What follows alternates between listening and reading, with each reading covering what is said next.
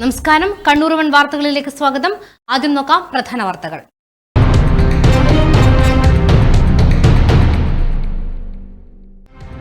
മംഗളൂരുവിനെ പാലക്കാട് ഡിവിഷനിൽ നിന്ന് മാറ്റിയത് ഏകപക്ഷീയമെന്ന് മുഖ്യമന്ത്രി വി.ഡി. സതീശൻ. അടിയന്തര പരിഹാരം ആവശ്യപ്പെട്ട് കേന്ദ്ര സർക്കാരിനെ സമീപിക്കും. റെയിൽവേ മന്ത്രാലയത്തിന്റെ തീരുമാനം അങ്ങേയറ്റം പ്രതിഷേധാർഹമാണെന്ന് മുഖ്യമന്ത്രി.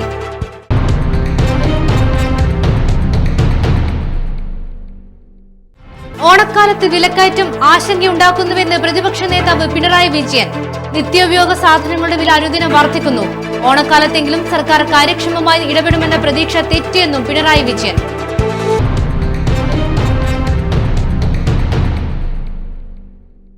സൈബർ കേസിൽ അർജുൻ നായങ്കിക്ക് ജാമ്യം. തലശ്ശേരി CJM കോടതിയാണ് ജാമ്യം അനുവദിച്ചത്. കാപ്പ ചുമത്തിയതിനാൽ പുറത്തിറങ്ങാനാകില്ല. വിശദമായ വാർത്തകളിലേക്ക്. പാലക്കാട് റെയിൽവേ ഡിവിഷനിൽ നിന്ന് മംഗലാപുരം സ്റ്റേഷൻ ഉൾപ്പെടെയുള്ള ഭാഗങ്ങൾ മൈസൂരു ഡിവിഷനിലേക്ക് മാറ്റാനുള്ള റെയിൽവേ ബോർഡിന്റെ തീരുമാനം ഏകപക്ഷീയമെന്ന് മുഖ്യമന്ത്രി വി.ഡി. സതീശൻ. വളരെ പ്രധാനപ്പെട്ട മംഗലാപുരം ജംഗ്ഷൻ ഒഴിവാക്കിയതിലൂടെ പാലക്കാട് ഡിവിഷന്റെ വരുമാനം ഗണ്യമായി കുറയുകയും ഇത് ഡിവിഷന്റെ വികസനത്തെ പ്രതികൂലമായി ബാധിക്കുകയും ചെയ്യും. റെയിൽവേ മന്ത്രാലയത്തിന്റെ തീരുമാനം അങ്ങേയറ്റം പ്രതിഷേധാർഹമാണെന്നും മുഖ്യമന്ത്രി വ്യക്തമാക്കി. നിലവിൽ സദേൺ റെയിൽവേയിൽ ഉൾപ്പെട്ട ഉള്ളാൾ മുതൽ മംഗലാപുരം വരെയുള്ള പ്രദേശങ്ങൾ സൗത്ത് വെസ്റ്റേൺ റെയിൽവേയിൽ ലയിക്കുന്നതോടെ സദേൺ റെയിൽവേക്കും കേരളത്തിനും വലിയ നഷ്ടമാണ് സംഭവിക്കുന്നത്. സംസ്ഥാനത്തെ അറിയിക്കുകയോ ഏതെങ്കിലും തരത്തിലുള്ള ചർച്ചകൾ നടത്തുകയോ ചെയ്യാതെയാണ് പാലക്കാട് ഡിവിഷനെ വിഭജിക്കാൻ തീരുമാനിച്ചിരിക്കുന്നത്. തീരുമാനം പുനഃപരിശോധിക്കണമെന്ന് കേരളത്തിന്റെ ഒറ്റക്കെട്ടായ ആവശ്യമാണെന്നും അദ്ദേഹം പറഞ്ഞു. അടിയന്തരമായ പ്രശ്നപരിഹാരം ആവശ്യപ്പെട്ട് കേന്ദ്ര സർക്കാരിനെ സമീപിക്കും. പ്രധാനമന്ത്രിക്കും കേന്ദ്ര റെയിൽവേ മന്ത്രിക്കും കത്തയക്കും. സംസ്ഥാനത്തെ MP-മാരുടെ കൂടി സഹകരണത്തോടെ തീരുമാനം പുനഃപരിശോധിക്കാൻ കേന്ദ്ര സർക്കാരിന് മേൽ സമ്മർദ്ദം ചെലുത്തുമെന്നും മുഖ്യമന്ത്രി പറഞ്ഞു. News desk Kannur one. ഓണക്കാലത്തെ വിലക്കയറ്റം വല്ലാത്ത ആശങ്കയാണ് ഉണ്ടാക്കുന്നതെന്നും വില പിടിച്ചു നിർത്താൻ സംസ്ഥാന സർക്കാർ ഫലപ്രദമായ നടപടി സ്വീകരിച്ചില്ലെന്നും പ്രതിപക്ഷ നേതാവ് പിണറായി വിജയൻ. നിത്യോപയോഗ സാധനങ്ങൾക്ക് പൊള്ളുന്ന വിലയാണ്.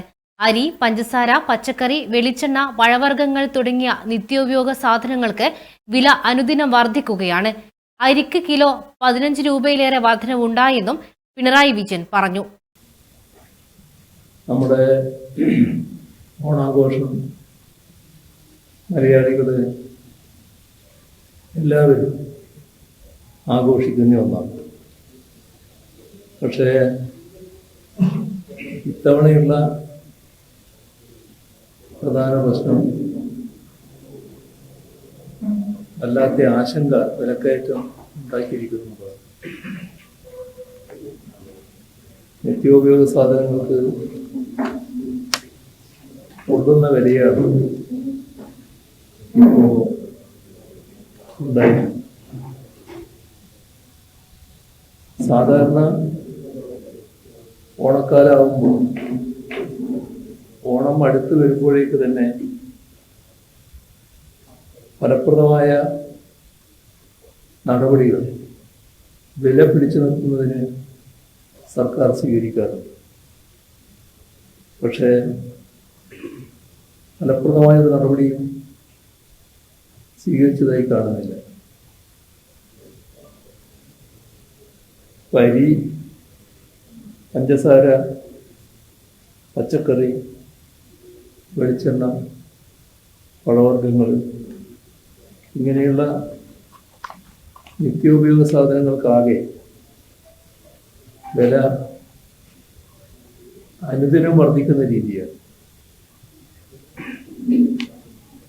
അരിക്ക് കിലോവിന് 15 രൂപയിലേറെ വർധനമുണ്ടായിട്ടുണ്ട്.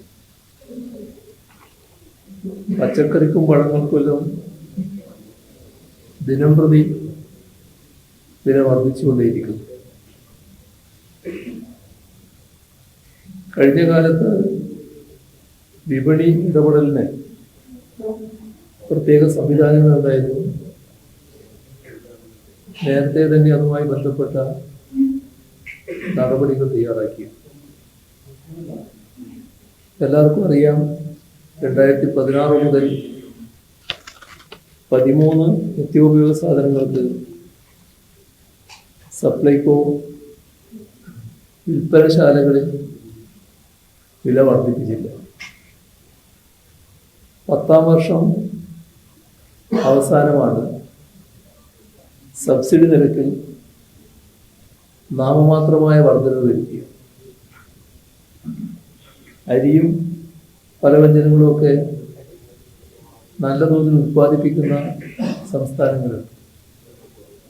അവിടെ പോയി ഉത്പാദന കേന്ദ്രങ്ങളിൽ നിന്ന് നേരിട്ട് സംഭരിക്കുന്ന നിലയാണ് നാം സ്വീകരിച്ചത്. അതുകൊണ്ടാണ് ഇത്തരം പദ്ധതികൾ വിജയകരമായി നടപ്പാക്കാനായി. കഴിഞ്ഞ തെരഞ്ഞെടുപ്പോടെ ഭരണമാറ്റം സംഭവിച്ചു. ഇപ്പോ സപ്ലൈകോ, റേഷൻ കട ഇവ വഴിയുള്ള വിപണി ഇടപെടൽ തന്നെ താളം തെറ്റിയിരിക്കുകയാണ്. റേഷൻ കടകൾ വഴി ഇതര വിഭാഗങ്ങൾക്ക്, മുൻഗണനാ ഇതര വിഭാഗങ്ങൾക്ക് നൽകിയിരുന്ന സ്പെഷ്യൽ അരിയുടെ വില നേരത്തെ 10 രൂപ 90 പൈസയായിരുന്നുവെങ്കിൽ 26 രൂപയായി വർദ്ധിപ്പിച്ചിരിക്കുക. മാത്രമല്ല അളവും വെട്ടിക്കുറച്ചിരിക്കുന്നു.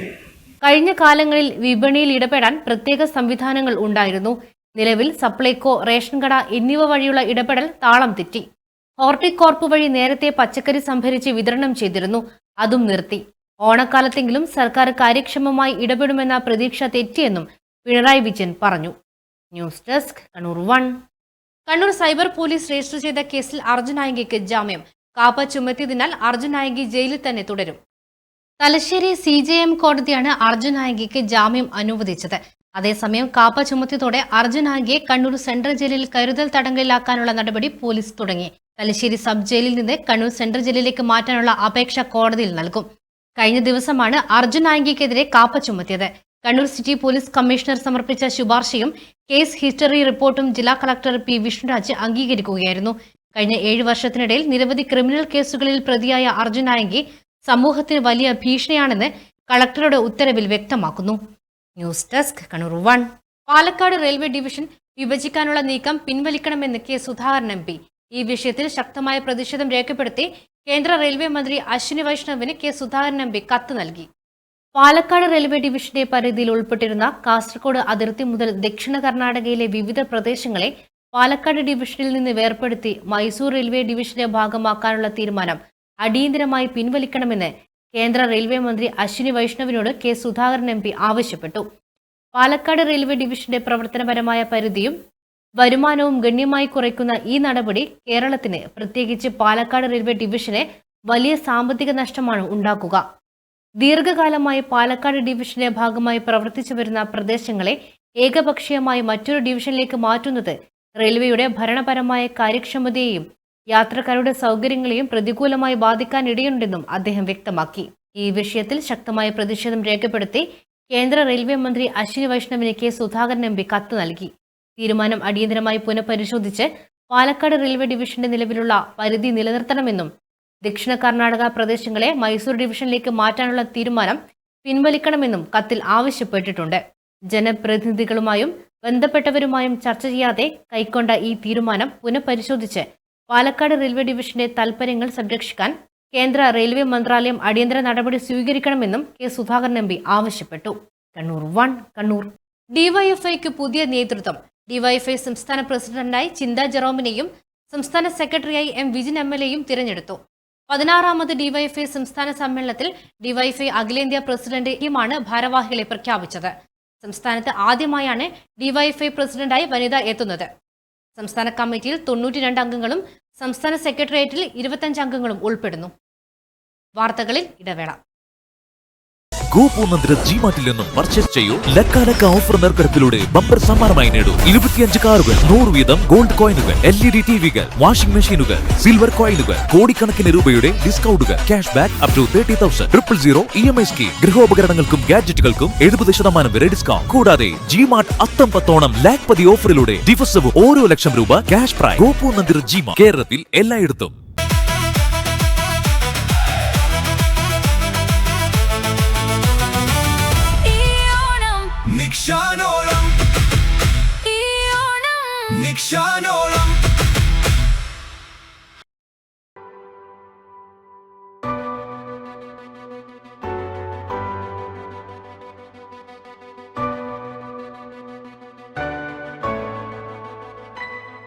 ഇതൊരു പ്രതിജ്ഞയാണ്.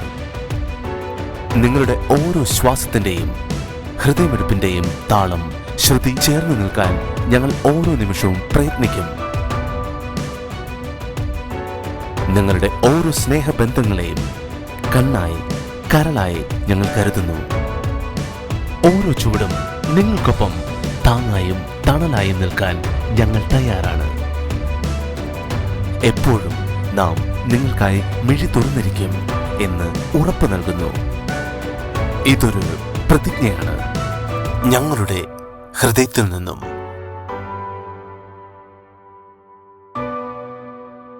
AKG Memorial Cooperative Hospital, Kannur. Mitco offers expert banking software solutions with 25 years of experience. We provide core banking. Contact our head office in Kannur or branch in Trivandrum. ഫിസിയോതെറാപ്പിക്ക് ഏറ്റവും മികച്ച ചോയ്സ് ഇനി കണ്ണൂർ തന്നെ. അതിനൂതനമായ ഫിസിയോതെറാപ്പി ഉപകരണങ്ങളോടുകൂടി orthopaedics, neurology, sports medicine, paediatrics കൂടാതെ rehabilitation സേവനങ്ങളും. പരിചയസമ്പന്നരായ ഫിസിയോതെറാപ്പിസ്റ്റുകളുടെ സേവനങ്ങൾ, സ്ത്രീകൾക്കായി ഫീമെയിൽ തെറാപ്പിസ്റ്റുകളുടെ സൗകര്യം. Touch and heal physiotherapy clinic, മാതാറാസ് India hospital, Pamban Madhavan road, Thalap, Kannur. Phone 04972 761 303.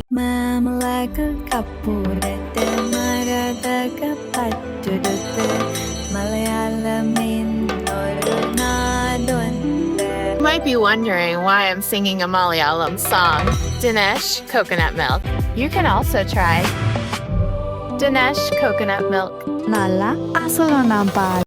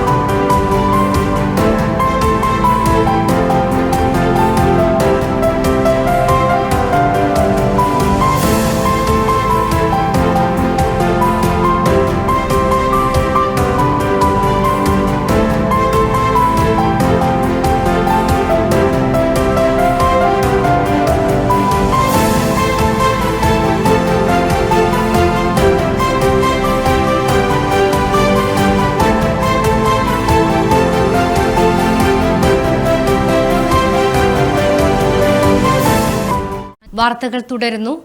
അധികാര വികേന്ദ്രീകരണം സാമൂഹ്യ ജീവിതത്തിന്റെ വളർച്ചയ്ക്ക് ആവശ്യമാണെന്നും എന്നാൽ ഇന്ത്യയിൽ അത് ഫലപ്രദമായി നടപ്പിലാക്കപ്പെടുന്നില്ലെന്നും CPM സംസ്ഥാന secretary MV Govindan. Kannur IMA ഹാളിൽ MP പരമേശ്വരൻ അനുസ്മരണ പ്രഭാഷണം നടത്തുകയായിരുന്നു അദ്ദേഹം. 700 കറൻസി ജോലി വന്നിട്ടാണ് കേരളത്തിൽ തിരുവനന്തപുരത്ത് നിന്ന് ചിന്തയെ പ്രൊഫഷണൽസിന്റെ ഇന്ത്യയുടെ ഈ ഭാഗമായിട്ട് പോകുന്നത്. അതാണ് പരമേശ്വരൻ. സ്വാഭാവികമായും അധികാരത്തിന്റെ വികേന്ദ്രീകരണം സാമൂഹിക ജീവിതത്തിന്റെ വളർച്ചയ്ക്ക് ആവശ്യം തന്നെയാണ്. പക്ഷെ നമ്മൾ കാണുന്ന അധികാര വികേന്ദ്രീകരണം എന്ന് പറയുന്നത് കേന്ദ്രത്തിന്റെ ആവശ്യമുള്ള 2 or 3 ഭാഗം മാത്രം എന്ന് പറഞ്ഞാൽ വിദേശ നയം, കറൻസി, ഇന്ത്യ കാലഭാഗമായ പനി ഒഴിച്ച് ബാക്കിയെല്ലാം വിടണം. കേന്ദ്ര സ്റ്റേറ്റുകൾക്ക് കൊടുക്കണം. എല്ലാ സംസ്ഥാനത്തിനും കൊടുക്കാൻ പറ്റുന്നതാണ്. സംസ്ഥാനം ഞാൻ നേരത്തെ പറഞ്ഞ പോലെ ഇവിടെ നമ്മൾ സംസാരിക്കുന്ന പോലെ അതിന്റെ 3ാമത്തെ ഭാഗമായിട്ടുള്ള സംസ്ഥാനം, കേന്ദ്രം, സംസ്ഥാനം, പ്രാദേശിക ഗവൺമെന്റുകൾ എന്ന രീതിയിൽ തദ്ദേശ സ്വയംഭരണ സ്ഥാപനങ്ങൾക്ക് ഒരുപാട് കാര്യങ്ങൾ കൊടുക്കണം. ഈ ഒരു അധികാര വികേന്ദ്രീകരണത്തിന്റെ ഒരു അംശം പോലും ഈ രീതിയിൽ പ്രാവർത്തികമാക്കിയിട്ടില്ല. എംപിയും പരിഷത്തും എന്ന വിഷയം KT രാധാകൃഷ്ണൻ സംസാരിച്ചു. ബഹുമുഖമായ കഴിവുള്ള കുട്ടികളെ ഏതെങ്കിലും ഒരു കഴിവിൽ മാത്രം അവരെ കേന്ദ്രീകരിപ്പിക്കാതെ അവർക്ക് താല്പര്യമുള്ള കഴിവുകളൊക്കെ പ്രയോഗിക്കാൻ പറ്റിയ തരത്തിൽ വൈവിധ്യമാർന്ന പ്രവർത്തനങ്ങൾ സംഘടിപ്പിച്ചുകൊണ്ട് ആ കുട്ടികൾ സന്തോഷിക്കുന്നത് കണ്ടപ്പോ MP പൊട്ടിച്ചിരിക്കുന്നതും ആദ്യമായി ഡോക്ടർ MP പരമേശ്വരൻ സന്തോഷം കൊണ്ട് തുള്ളിച്ചാടുന്നതും ഞങ്ങളൊക്കെ അവിടെ വെച്ച് കാണുകയുണ്ടായി. അതിന്റെ കാരണം നേരത്തെ പറഞ്ഞതാണ്. സോവിയറ്റ് യൂണിയനിൽ വെച്ച് കണ്ട കുട്ടികളുടെ മുഖം അദ്ദേഹം മരിക്കുന്നത് വരെയും അദ്ദേഹത്തിന്റെ ഹൃദയത്തിലുണ്ട് എന്ന് തന്നെയാണ് ഞാൻ വിശ്വസിക്കുന്നത്.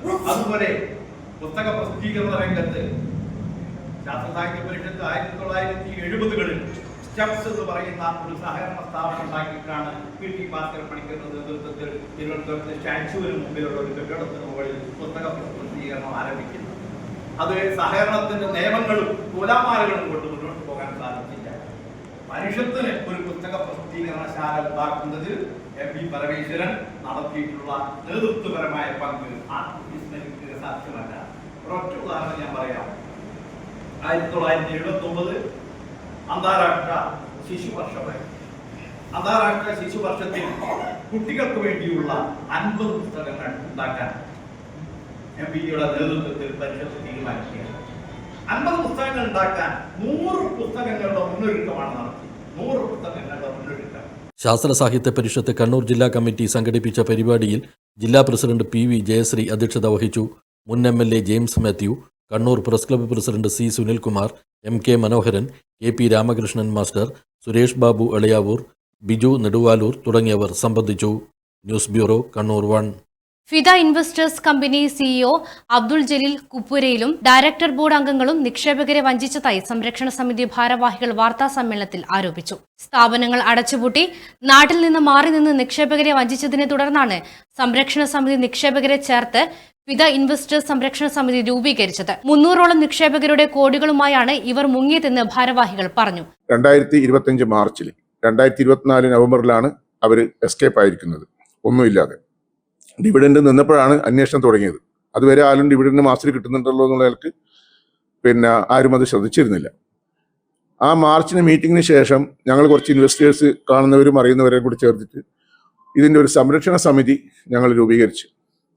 അതിൻ്റെ അടിസ്ഥാനത്തിലാണ് ഞങ്ങൾ സമരമുറയായിട്ട് പൊടിക്കുണ്ടിലാണ് ഇവർ ഓഫീസ് ഉണ്ടായിരുന്നത്. ആ ഓഫീസിൻ്റെ മുമ്പിൽ വെച്ചിട്ട്, ഓഫീസിലും ക്ലോസ്ഡാണ്, ഒന്നുമില്ല അവിടെ, എങ്കിലും ആ ക്ലോസ്ഡായ ഓഫീസിൻ്റെ മുമ്പിൽ ഒരു സമര നടത്തി. അതിലേകദേശം ഒരു 90ഓളം ഇൻവെസ്റ്റേഴ്സ് ഉണ്ടായിരുന്നു.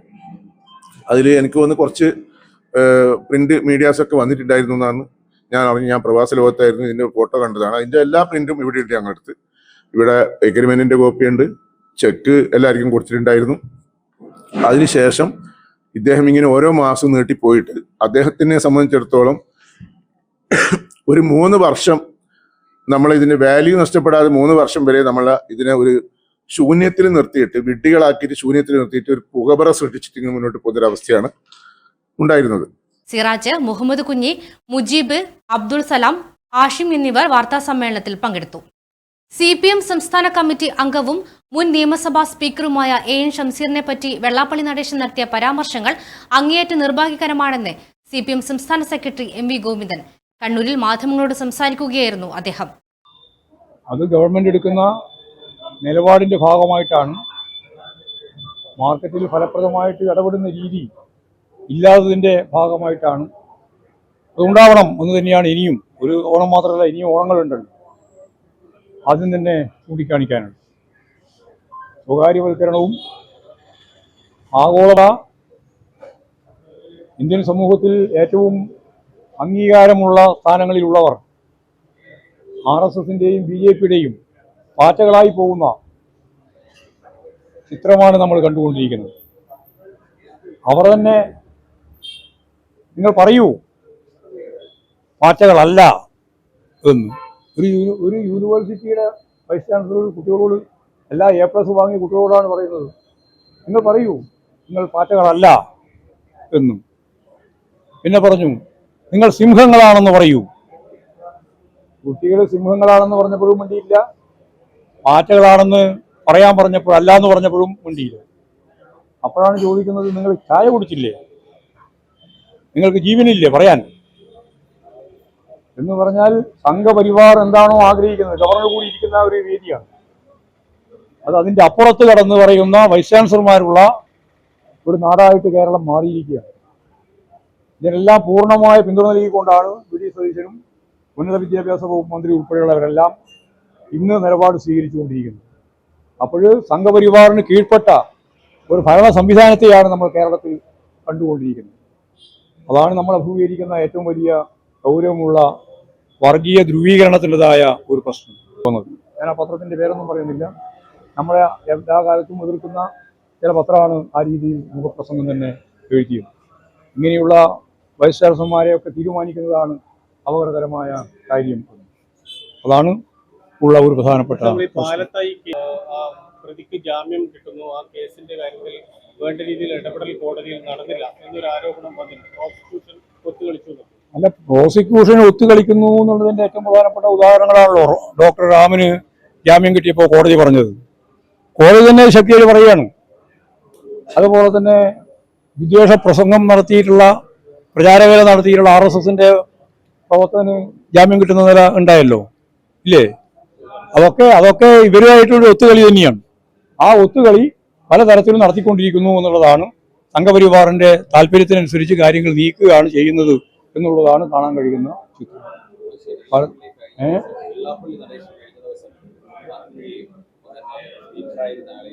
ആര്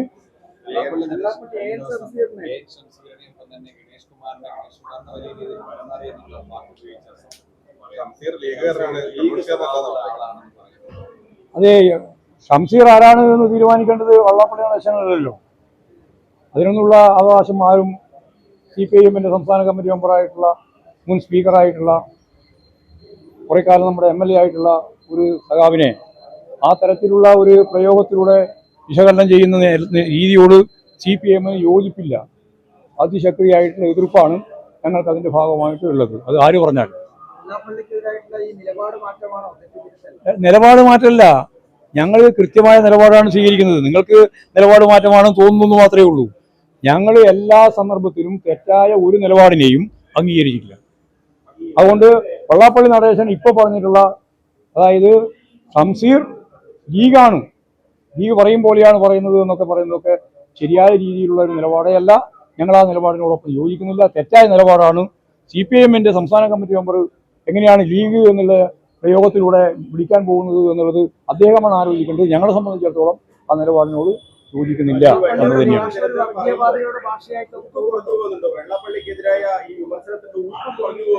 എങ്ങനെയാന്ന് ഊക്കണം എന്ന് പറഞ്ഞാൽ മതി.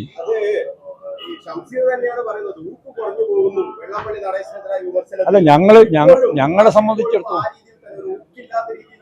അത് നിങ്ങൾ എന്തായാലും ഊക്ക് പറയേണ്ടത് പറഞ്ഞോ, ഞാൻ പറഞ്ഞോളിയാ. ഞാൻ എൻ്റെ ഊക്കിലല്ലേ പറയാ.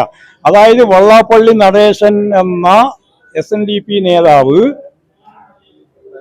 AM ഷംസീർ എന്ന് പറയുന്ന CPIMന്റെ സംസ്ഥാന കമ്മിറ്റി മെമ്പറോട് ഇപ്പൊ പറഞ്ഞതുപോലെയുള്ള ലീഗിന്റെ പ്രയോഗമൊന്നും നടത്താൻ പറ്റുന്ന ഒന്നല്ല. അത് ഞങ്ങൾ അംഗീകരിക്കുന്ന നിലപാടല്ല സ്വീകരിക്കുന്നത്. മതി ഊക്ക്.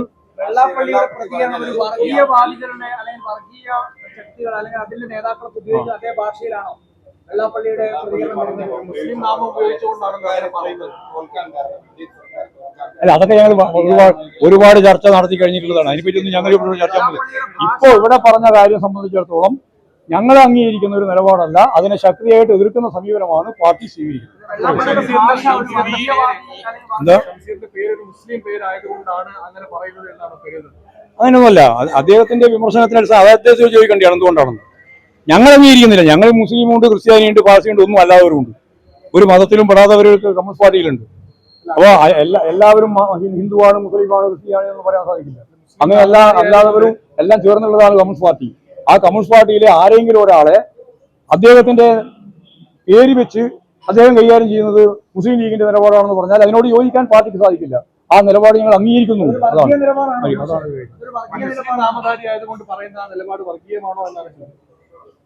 അത് കുറച്ചും കൂടി ആലോചിച്ച് പറയാം. കുറച്ചും കൂടി ആലോചിച്ച് പറയാം. നിങ്ങൾ ഇത് പത്ര വർഗീയ പരാമർശമാണെങ്കിൽ വർഗീയ പരാമർശമാണെന്ന് പറയുന്നതിൽ ഞങ്ങൾക്ക് യാതൊരു തർക്കമില്ല. ഇവിടെ വർഗീയല്ല, ഇവിടെ ലീഗാ പറഞ്ഞത്. ലീഗ് വർഗീയമാണോ? ലീഗിനെ വർഗീയ പാർട്ടിയുടെ പട്ടികയിലാണോ ഉൾപ്പെടുത്തിയിട്ടുള്ളത്? ലീഗിന് വർഗീയമായ നിലപാടുകൾ സ്വീകരിക്കുന്ന സമീപനങ്ങളുണ്ട്. അല്ലാണ്ട് ഈ വർഗീയ പാർട്ടിയുടെ പട്ടികയിൽ പൂർണ്ണമായിട്ട് ഉൾപ്പെടുത്തിയ ഒരു പാർട്ടിയല്ല. എന്തായാലും അത് അദ്ദേഹത്തോട് ചോദിക്കേണ്ടിയാണ്. ഞങ്ങൾ അംഗീകരിക്കുന്നില്ല, ഞാൻ പറഞ്ഞല്ലോ. പിന്നെ അതിനെപ്പറ്റി വെറുതെ വർത്തമാനം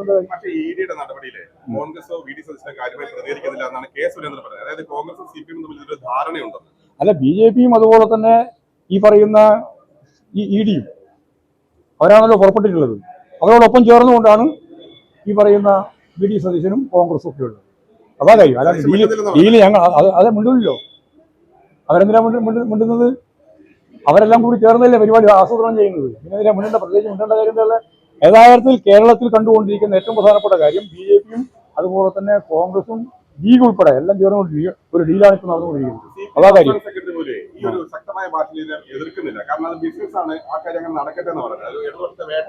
ഞങ്ങളെ സംബന്ധിച്ചിടത്തോളം ഞങ്ങൾ കൃത്യമായ നിലപാടാണ്. ബിസിനസ്സുമായി ബന്ധപ്പെട്ട കാര്യങ്ങൾ ഞങ്ങൾ ഇടപെടേണ്ട കാര്യമില്ലല്ലോ. അത് ബിസിനസ് കേസോ എന്ത് പറഞ്ഞ് നടന്നോട്ടെ. എന്നാൽ അതിന്റെ പേരിൽ പാർട്ടി നേതാക്കൾക്കെതിരായിട്ട് കടന്നാക്രമം വന്നാൽ അതിനെ രാഷ്ട്രീയമായും നിയമപരമായിട്ടും നേരിടും എന്നാണ് അന്നും പറഞ്ഞത്, ഇന്നും പറയുന്നത്. അതിൽ അന്നും വ്യത്യാസമില്ല, ഇന്നും വ്യത്യാസമില്ല.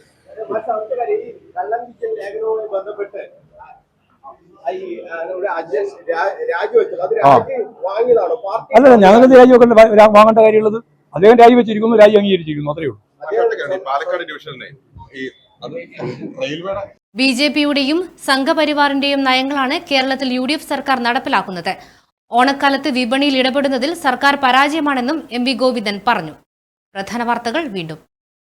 നമസ്കാരം, കണ്ണൂർ വൺ വാർത്തകളിലേക്ക് സ്വാഗതം. ആദ്യം നോക്കാം പ്രധാന വാർത്തകൾ.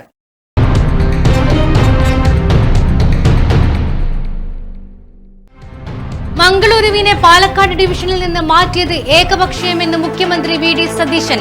അടിയന്തര പരിഹാരം ആവശ്യപ്പെട്ട് കേന്ദ്ര സർക്കാരിനെ സമീപിക്കും. റെയിൽവേ മന്ത്രാലയത്തിന്റെ തീരുമാനം അങ്ങേയറ്റം പ്രതിഷേധാർഹമാണെന്ന് മുഖ്യമന്ത്രി.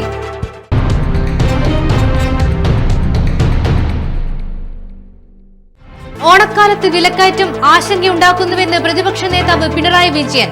നിത്യോപയോഗ സാധനങ്ങളുടെ വില അനുദിനം വർദ്ധിക്കുന്നു.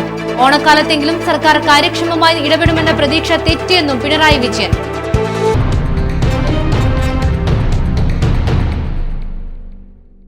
സൈബർ കേസിൽ അർജുൻ നായങ്കിക്ക് ജാമ്യം. തലശ്ശേരി CJM കോടതിയാണ് ജാമ്യം അനുവദിച്ചത്. കാപ്പ ചുമത്തിയതിനാൽ പുറത്തിറങ്ങാനാകില്ല.